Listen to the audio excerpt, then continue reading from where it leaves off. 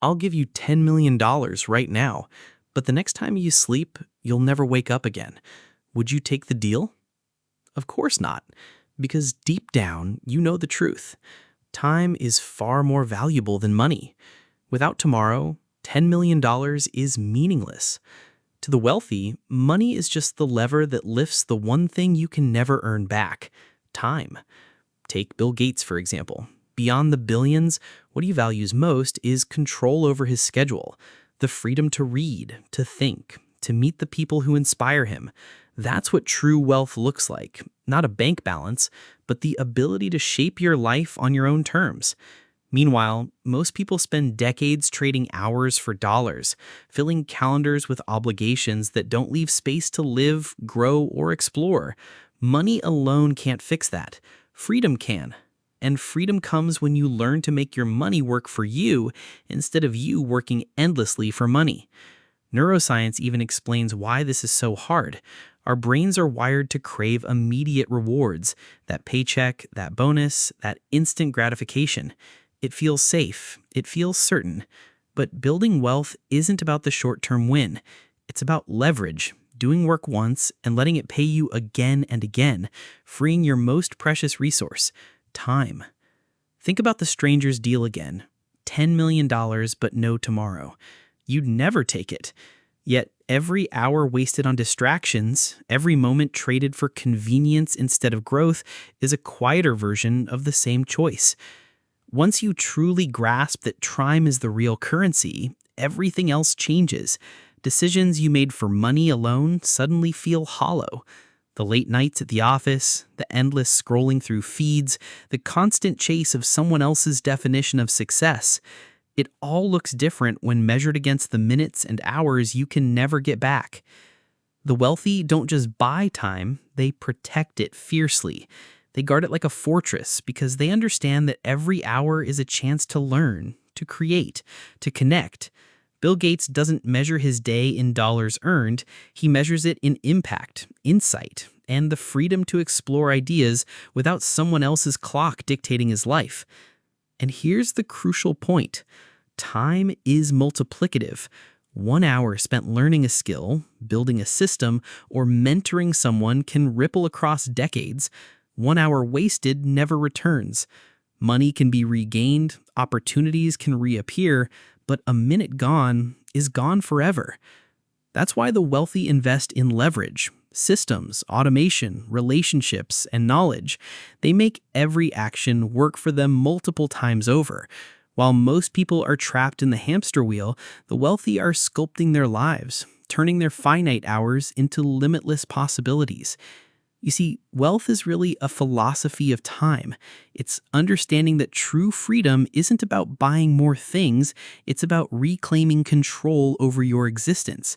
It's about creating space for your mind to think, your body to rest, and your spirit to explore.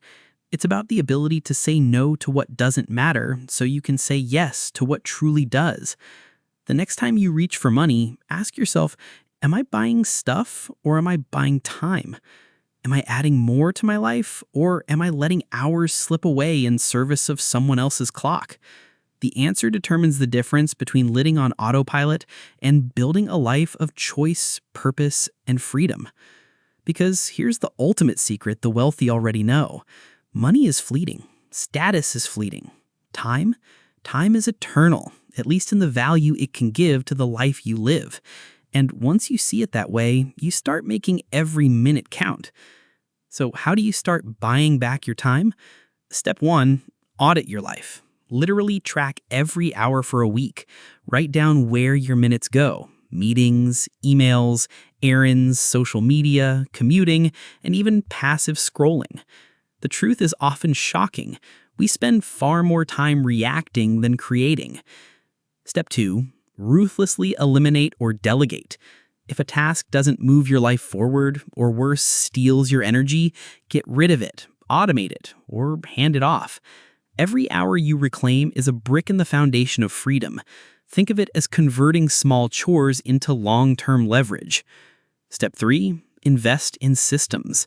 Wealthy people don't just work harder, they work smarter. Whether it's a side business, a skill that compounds, or software that runs while they sleep, they create assets that earn hours as well as dollars. This is where money finally starts serving time instead of the other way around. Step 4, protect your mind and energy. Saying yes to every request, every opportunity, every distraction is the fastest way to spend the currency you cannot replace. The wealthy build fences around their focus, and so should you. Guard your mornings, your evenings, your quiet moments. They are sacred capital. Step 5, think decades ahead. The poor often chase the immediate, next paycheck, next bonus, next small reward. The wealthy think in compounding of skills, networks, relationships, and habits. Every decision is measured not just in dollars, but in the time it saves or the freedom it creates in the future. Step 6, invest in yourself. Time spent learning, creating, reflecting, or connecting is never wasted. It multiplies. Bill Gates doesn't just read for fun, he reads to think, to innovate, to understand the world in ways that make his time exponentially more valuable. Because here's the final truth. Time is the great equalizer. You can't earn more, you can't beg for extra hours, you can't buy it after it's gone. But when you learn to treat it as the most precious asset, you start living not just richer, but freer, fuller, and wiser than anyone chasing dollars alone. If you found this helpful, hit like, drop a comment, and subscribe for more breakdowns here at ThinkTeller, where we turn big ideas into lessons you can actually use. Until next time, keep learning, keep growing.